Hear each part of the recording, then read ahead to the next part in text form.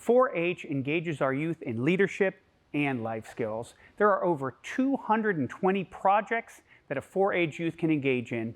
Come learn some of their stories on Extension Today.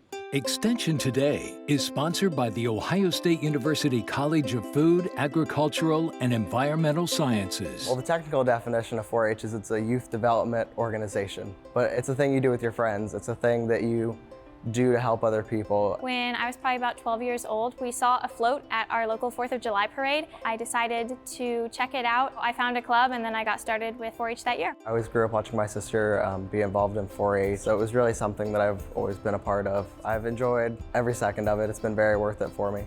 County Fair royalty is probably one of my favorite parts of 4-H. I was the Franklin County Fair Princess in 2021. I'm a camp counselor at the Licking County 4-H camp and a junior fair board member for the Hartford Independent Fair. Being a camp counselor, I just want to make sure that kids have the same experience that I had. One of the things that I think is most important is meeting new people and gaining the new experiences. I want to grow my involvement in 4-H, so being a leader is really important to me. There's a lot of experiences to be had and there's a lot of opportunities that need to be taken advantage of, so I think it's a great thing to get involved in. Extension Today is sponsored by the Ohio State University College of Food, Agricultural, and Environmental Sciences.